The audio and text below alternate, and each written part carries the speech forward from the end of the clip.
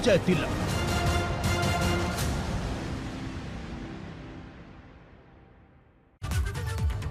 नमस्कार, आप सभी का बहुत स्वागत है। आपके साथ हूं मैं दीपा बाफिला। रात के 10 बज चुके हैं, वक्त हो गया है प्रदेश 360 का। चलिए आगे बढ़ते हैं। सबसे पहले बात यूपी चुनाव की करते हैं। उत्तर प्रदेश विधानसभा चुनाव के पहले फेज के लिए आज चुनाव प्रचार खत्म हो गया है। पहले फेज के चुनाव में 10 फरवरी को 11 जिलों की 58 सीटों पर वोटिंग होगी। 10 फरवरी को सुबह 7 बजे से शाम के 6 बजे तक मतदान होगा। और पहले फेज में गौतम बुद्ध नगर, गाजियाबाद, बुलंदशहर, आगरा, मथुरा, अलीगढ़, मेरठ, शामली, मुजफ्फरनगर, बागपत, हापुड़ में मतदान होना है, जिसमें तमाम दिग्गजों की किस्मत दांव पर होगी। तो 11 जिलों की 58 सीटों पर 10 फरवरी को होनी है वोटिंग, जिसके लिए प्रचार प्रसार का जो शोर था वो थम चुका है। नेता खामोश हो चुके हैं। अब जनता जवाब देगी, क्योंकि गेंद जनता के पाले में है।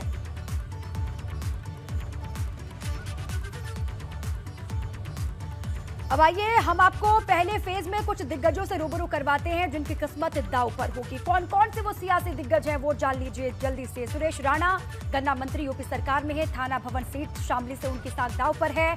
श्रीकांत शर्मा ऊर्जा मंत्री है मथुरा नगर सीट से। अतुल गर्ग राज्य मंत्री गाजियाबाद सदर सीट से, उनकी भी साख दांव पर है। इसके अलावा अनिल शर्मा मंत्री शिकारपुर सीट बुलंदशहर से, उनकी भी साख दांव पर है। संदीप सिंह मंत्री अतरौली सीट से वो मैदान में है। पंकज सिंह नोएडा सीट से मैदान में उतरे हुए हैं, इनकी भी साख दांव पर है। मृगांका सिंह कैराना सीट शामली से मैदान में है। वीरेंद्र सिंह जेवर सीट से मैदान में उतरे हुए हैं। श्याम सुंदर शर्मा माठ सीट मथुरा से मैदान में है। इन सभी सियासी दिग्गजों की किस्मत का फैसला ईवीएम में कैद हो जाएगा 10 फरवरी को। वहीं पहले फेज के चुनाव को लेकर अपर मुख्य निर्वाचन अधिकारी डॉक्टर ब्रह्मदेव राम तिवारी ने बताया है कि 10 फरवरी को मतदान शुरू होने के 90 मिनट पहले मॉक पोल होगा। साथ ही उन्होंने कहा कि पोलिंग पार्टी कल रवाना हो जाएंगी। प्रदेश में 26,000 से अधिक मतदान केंद्र बनाए गए। 58 विधानसभा क्षेत्र जो 11 जिलों में पड़ते हैं, उनके लिए 10 फरवरी को मतदान का समय भारत निर्वाचन आयोग के द्वारा सुनिश्चित किया गया है। इस चरण में भी जो मतदान की प्रक्रिया होगी प्रातः 7 बजे से लेकर के सायं 6 बजे के बीच संपन्न होगी। मॉक पोल उसके 90 मिनट पहले से, अर्थात 7 बजे के 90 मिनट पहले से शुरू होगा। पोलिंग पार्टीज कल दिनांक 9 तारीख को दिन में रवाना होंगी। सभी विधानसभा के 26,000 से ज़्यादा जो हमारे मतदान केंद्र हैं, उन सभी पर पूरी व्यवस्थाएं भारत निर्वाचन आयोग के निर्देशानुसार की गई हैं। भारतीय जनता पार्टी ने यूपी चुनाव के लिए संकल्प पत्र जारी कर दिया है। गृह मंत्री अमित शाह ने लखनऊ में इसे जारी किया और इस दौरान सीएम योगी आदित्यनाथ, प्रदेश अध्यक्ष स्वतंत्र देव सिंह समेत तमाम दिग्गज मौजूद रहे। भाजपा के संकल्प पत्र में किसानों, युवाओं, महिलाओं पर खास फोकस किया गया है। इसमें गन्ना किसानों को 14 दिनों के भीतर भुगतान का वादा किया गया। लव जिहाद का भी जिक्र है। लव जिहाद करने पर 10 साल की सजा के साथ 1 लाख रुपए जुर्माना लगाने की बात भी कही गई है। वहीं भाजपा के संकल्प पत्र में युवाओं को 2 करोड़ टैबलेट और स्मार्टफोन देने का वादा भी है।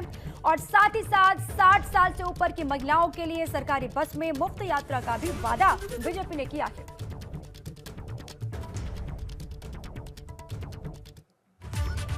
और आइए अब आपको हम सुनवाते हैं कि अमित शाह ने संकल्प पत्र जारी करने के दौरान क्या कुछ बड़ी बातें कही हैं। का भुगतान हमने किसानों का किया है। हर गन्ना किसान स्वीकार करेगा, एक भी गन्ना मिल भी बंद नहीं हुई है और हमें समय पर पैसा मिल रहा है। फिर भी कई किसानों को 14 दिन के अंदर भुगतान नहीं मिलता है।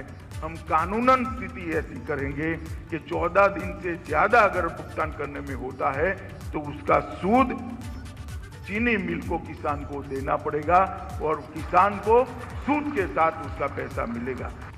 हम लव जिहाद के लिए भी कम से कम 10 वर्ष की सजा और 1 लाख का जुर्माने को भी हम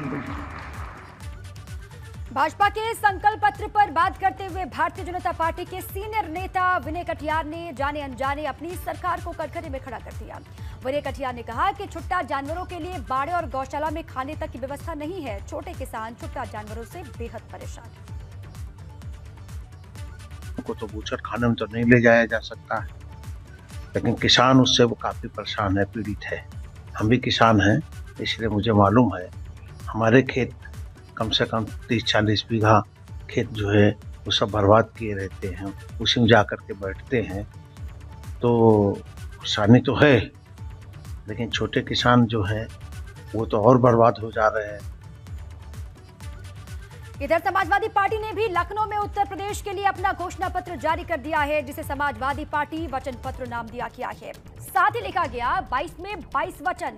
अखिलेश यादव ने कहा कि सभी फसलों के लिए एमएसपी दी जाएगी। साथ ही सरकार बनते ही 15 दिनों के भीतर गन्ना किसानों का भुगतान किया जाएगा। इसके अलावा कई और अहम वादे अखिलेश ने किए हैं, जिसमें किसान आंदोलन के दौरान मारे गए किसानों के परिजनों को 25 लाख देने का वादा, किसान स्मारक बनाने का वादा किया, 12वीं पास बच्चों को फ्री में लैपटॉप देने का वादा भी अखिलेश ने किया है। घरेलू इस्तेमाल वाली 300 यूनिट बिजली फ्री देने का वादा किया और 24 घंटे बिजली देने का वादा अखिलेश यादव ने किया है। इसके अलावा फ्री वाईफाई देने का भी उन्होंने वादा किया, फ्री वाईफाई जोन बनाया जाएगा, ये भी कहा है। स्वच्छ पेयजल का वादा, सरकारी नौकरी में महिला को 33% आरक्षण का वादा भी अखिलेश ने किया। बुजुर्गों को 18,000 रुपए की पेंशन का वादा किया है। समाजवादी किराना शुरू करने का भी वादा किया और 10 रुपए में खाने की थाली मुहैया करवाई जाएगी, इसका भी वादा अखिलेश यादव ने किया है। समाजवादी पेंशन योजना और कन्या विद्याधन योजना दोबारा शुरू करने का वादा अखिलेश यादव ने किया है।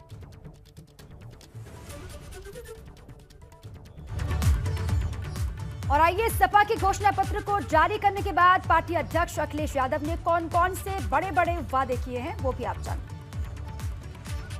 पहला बिंदु यह है कि सभी फसलों के लिए एमएसपी प्रदान की जाएगी और गन्ना किसानों को 15 दिन में उनका भुगतान सुनिश्चित किया जाएगा। इसके लिए अगर फार्मर्स कॉर्पस फंड भी बनाना पड़ेगा तो बनाया जाएगा। 300 यूनिट बिजली मुफ्त, घरेलू इस्तेमाल की जाने वाली 300 यूनिट बिजली मुफ्त की जाएगी। समूचे प्रदेश में 24 घंटे बिजली आपूर्ति सुनिश्चित की जाएगी। सभी ग्रामीणों और आंतरिक सड़कों को आरसी से बनाया जाएगा। क्लीन ड्रिंकिंग वाटर मिशन, सभी गांवों एवं शहरों के स्वच्छ पेयजल की व्यवस्था को सुनिश्चित किया जाएगा। प्रदूषण की समस्या के निवारण के लिए युद्ध स्तर पर तैयारी की जाएगी एवं जिलेवार प्रबंधन किया जाएगा। फ्री वाईफाई जोन सभी गांव एवं शहरों में स्थापित किया जाएगा। और इधर भाजपा ने अखिलेश यादव के घोषणा पत्र को हवा हवाई बता दिया है। डिप्टी सीएम दिनेश शर्मा ने कहा कि घोषणा पत्र हवा हवाई है, तो वहीं मोहसिन रजा ने भी इसको लेकर तंज कसा है। देखिए, मैं समाजवादी पार्टी के घोषणा पत्र के बारे में बस इतना ही कहना चाहूँगा कि ना नौमन तेल होगा, ना राधा नाचेगी। इसलिए ये मुंगेरी लाल के सपने हैं जो उन्होंने सपने देखे हैं पूरे जीवन भर घर में सोकर, उन सपनों को उन्होंने एक पुस्तिका में सबके लिए लाकर डाल दिया है। तो आप खुद समझ सकते हैं कि इन सपनों से इनके कुछ नहीं होने वाला, क्योंकि संकल्पों से सब होता है। और भारतीय जनता पार्टी ने 2017 में जो उत्तर प्रदेश की जनता से संकल्प लिया था, हमने उसको पूरा किया है। घोषणा करने वाले तो आसमान से तोड़ने की बात भी कर रहे हैं, जेब में रुपया होगा नहीं और हम सारी चीजें कर देंगे, इस प्रकार के भ्रम की स्थिति पैदा करते हैं विपक्ष के लोग। हम संकल्प लेते हैं और संकल्प को 100% पूरा हमने पिछले 5 वर्षों में किया है और हम फिर से करने जा रहे हैं। हमारा उद्देश्य है कि नौजवानों को अच्छी शिक्षा मिले। 5000 विद्यालयों को हम इंफ्रास्ट्रक्चर को ठीक करके शिक्षा की स्थिति को हम रोजगार से जोड़ रहे हैं। वहीं सपा अध्यक्ष अखिलेश यादव भाजपा को चारों खाने चित करने के लिए हर मुमकिन कोशिश में जुटे हुए हैं। इसी कड़ी में अखिलेश यादव ने लखनऊ में पश्चिम बंगाल की मुख्यमंत्री ममता बनर्जी के साथ मंच साझा किया, जहां मंच से जनता को संबोधित करते हुए ममता बनर्जी ने भाजपा पर तीखा हमला बोला, तो साथ ही अखिलेश यादव ने भी भाजपा के मिशन यूपी फतेह को सपना करार दिया। हालांकि इस दौरान एक ऐसी तस्वीर भी दिखाई दी जब सभा के मंच पर ममता बनर्जी फुटबॉल खेलती हुई दिखाई दी। हालांकि अब वो विरोधी खेमे में कितने गोल दाग पाती हैं, ये देखने वाली बात होगी।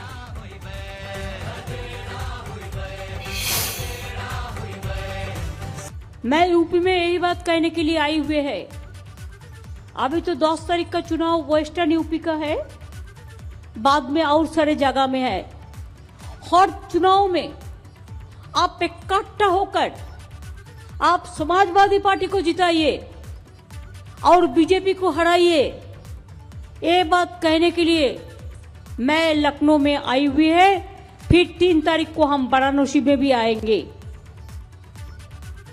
मैं यूपी में कॉन्टेस्ट नहीं कर रहा है, इसी के लिए नहीं कर रहा है कि आज बड़ा लड़ाई है, देश को अगर बीजेपी से बचाना है तो हमारा जो भाई इधर में लड़ाई करता है अखिलेश यादव, उसको सपोर्ट करना पूरा तरह ये हमारा हक बनते हैं।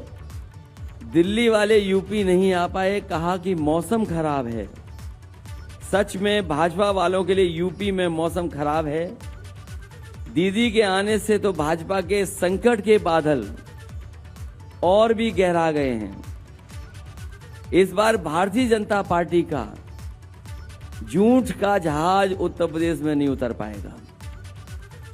भारतीय जनता पार्टी का झूठ का जहाज अब उत्तर प्रदेश में लैंड नहीं कर पाएगा। हमारे साथ आदरणीय दीदी को देख करके भाजपा को पश्चिम बंगाल की हार याद आ गई होगी।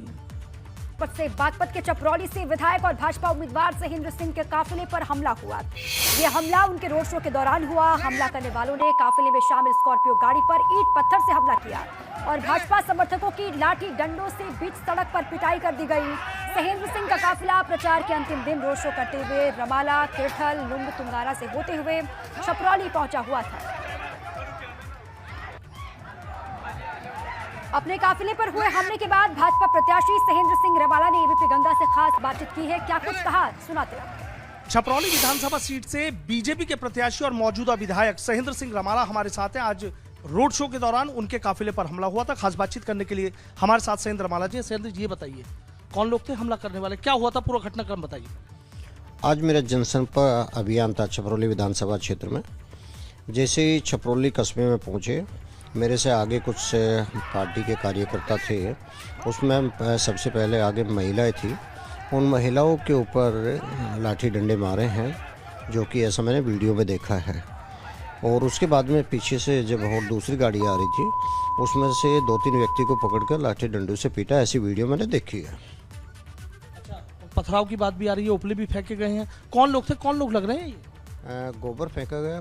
कौन लोग लग रहे हैं, मैं तो यही कह सकता हूँ ये असामाजिक तत्व हैं, जिनका कोई अपना विचारधारा नहीं है।